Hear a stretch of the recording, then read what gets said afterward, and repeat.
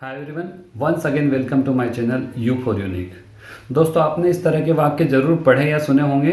It may rain today, हो सकता है आज बारिश हो, या इट माइट रेन टुडे, हो सकता है आज बारिश हो। अगर इन दोनों वाक्यों का एक ही अर्थ है तो कब हम मे का प्रयोग करते हैं, कब हम माइट का प्रयोग करते हैं। अगर आप इस वीडियो को अंत तक देखते हैं तो आज आपके सारे कन्फ्यूजन दूर हो जाएंगे। आप स्पष्ट रूप से समझ जाएंगे कि कहाँ पे हम मे और कहाँ पर हम माइट का प्रयोग करते हैं। दोस्तों, मॉडल वर्ब पे मैंने इसके पहले कैन और कुड दोनों पे एक एक वीडियो बनाए हैं, उन्हें ज़रूर देख लीजिए, जिनका लिंक मैंने डिस्क्रिप्शन बॉक्स में दे दिया है। वैसे तो मुझे उम्मीद है कि आपने मेरे चैनल को सब्सक्राइब कर लिया होगा, लेकिन यदि आप मेरे चैनल पर नए हैं तो प्लीज़ चैनल को सब्सक्राइब जरूर कर लीजिए। सब्सक्रिप्शन बॉक्स के पास ही आपको एक बेल आइकन दिखेगा, उसे ज़रूर प्रेस कर दें ताकि आपको हर एक नए वीडियो का नोटिफिकेशन समय पे मिल जाए। तो आइए आज के वीडियो की शुरुआत करते हैं। आज का हमारा टॉपिक है use of May and might. सबसे पहला प्रयोग है परमिशन, मीन्स अनुमति लेने के लिए। हम एक उदाहरण लेते हैं, क्या मैं आपका फोन उपयोग कर सकता हूँ। यहाँ हम मे का प्रयोग करेंगे और वाक्य इस तरह से बनेगा, मे आई यूज योर फोन। आपने कई लोगों को यह बोलते हुए भी सुना होगा, can I use your phone.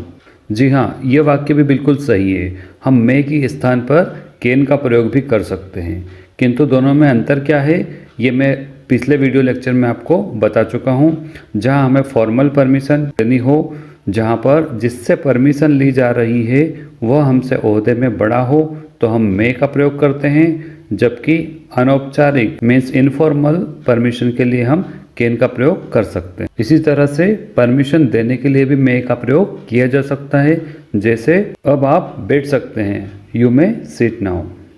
दोस्तों, परमिशन के लिए हम माइट का प्रयोग कब करते हैं, जब हमें किसी की बात सुनकर किसी और को कहनी हो, मीन्स जब हम इनडायरेक्ट स्पीच का प्रयोग करते हो तब माइट का प्रयोग किया जाता है। उदाहरण के माध्यम से हम इसे बेहतर समझ सकते हैं। मैंने यहाँ एक उदाहरण लिया है जिसमें पहला वाक्य डायरेक्ट स्पीच का, जबकि दूसरा वाक्य इनडायरेक्ट स्पीच। तो आइए देखते हैं। उसने अपने बॉस से कहा, क्या मैं घर जा सकता हूँ। He said to his boss, may I go home. इस वाक्य में हमने मे का प्रयोग किया, जबकि इसी वाक्य को जब हम इनडायरेक्ट स्पीच में बनाएंगे तो माइट का प्रयोग किया जाएगा, जैसे he requested his boss if he might go home. एक और उदाहरण लेते हैं। छात्र ने शिक्षक से कहा, क्या मैं पानी पी सकता हूँ। The student said to his teacher, may I drink water. इस वाक्य को जब हम इनडायरेक्ट स्पीच में कहेंगे तो वाक्य कुछ इस तरह से हो जाएगा, the student requested his teacher if he might drink water. May का दूसरा प्रयोग हम करते हैं विश मीन्स इच्छा के लिए, जैसे भगवान आपका भला करे, मे गॉड ब्लेस यू। आपकी उम्र लंबी हो, मे यू लिव लॉन्ग। इस तरह के वाक्यों में भी हम इनडायरेक्ट स्पीच में मे को माइट में बदल देते हैं। जैसे पहला उदाहरण है, पिताजी ने मुझसे कहा कि तुम दीर्घायु रहो। The father said to me, may you live long. इस वाक्य को हम इनडायरेक्ट स्पीच में इस तरह से बोल सकते हैं, the father blessed me that I might live long. दूसरा उदाहरण देखें, माँ ने मुझसे कहा कि भगवान तुम्हारा भला करे।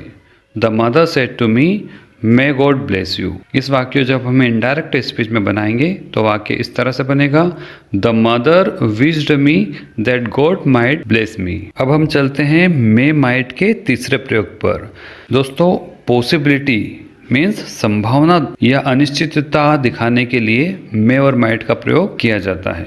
जहाँ संभावना अधिक होती है वहाँ मे का प्रयोग किया जाता है, जबकि संभावना कम होने के स्थान पर माइट का प्रयोग किया जाता है। पॉसिबिलिटी के वाक्यों में हमारा पहला स्ट्रक्चर है मे प्लस V1, जहाँ पर हम मे या माइट के साथ वर्ब की फर्स्ट फॉर्म का प्रयोग करते हैं, जैसे आज राम आ सकता है।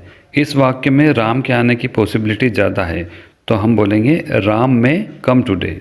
जबकि अगर वाक्य इस तरह से हुआ, आज राम शायद ही आ सकता है, यहाँ पर राम के आने के चांस कम है, तो हम इस वाक्य में माइट का प्रयोग करेंगे और वाक्य इस तरह से बनेगा, राम माइट कम टुडे। एक और उदाहरण देखते हैं। आज शाम को बारिश हो सकती है। यहाँ पर बारिश होने की संभावना अधिक है, तो हम बोलेंगे it may rain this evening. जबकि दूसरा वाक्य इस तरह से है, आज शाम को शायद ही बारिश हो सकती है। यहाँ पर बारिश होने की संभावना कम लग रही है, अतः हम माइट का प्रयोग करेंगे और वाक्य इस तरह से बनेगा, it might rain this evening. Possibility के लिए हमारा दूसरा स्ट्रक्चर है मे प्लस बी या माइट प्लस बी, जहाँ हम मे या माइट के साथ बी का प्रयोग करते हैं। जैसे वह घर पर हो सकता है, ही मे बी एट होम, यहाँ पॉसिबिलिटी अधिक है।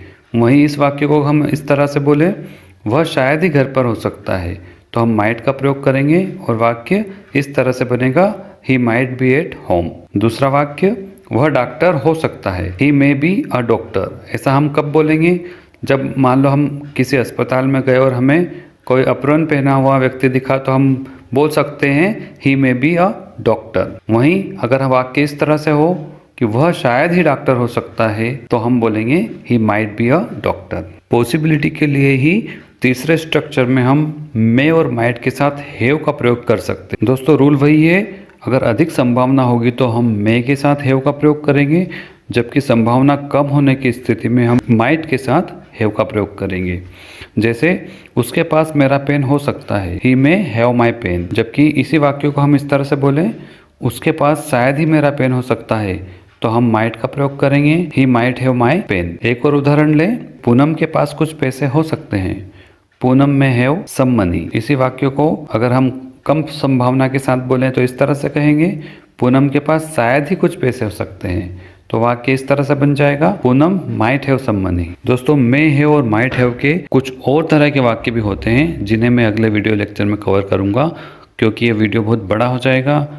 उम्मीद है आपको मे बी, मे हैव पूरी तरह से समझ में आ चुका होगा और आप ये भी समझ चुके होंगे कि मे और माइट में क्या अंतर है, कब हमें मे का प्रयोग करना चाहिए, कब हमें माइट का प्रयोग करना चाहिए। यदि आपको वीडियो जरा भी अच्छा लगा हो तो इसे लाइक और शेयर करना ना भूलें। मैं इसी तरह से आपके लिए एक एक टॉपिक पर नए नए वीडियो लाता रहूंगा। बस आप इसी तरह से मेरे चैनल पे बने रहिए। यह वीडियो देखने के लिए आपको धन्यवाद। Thank you very much.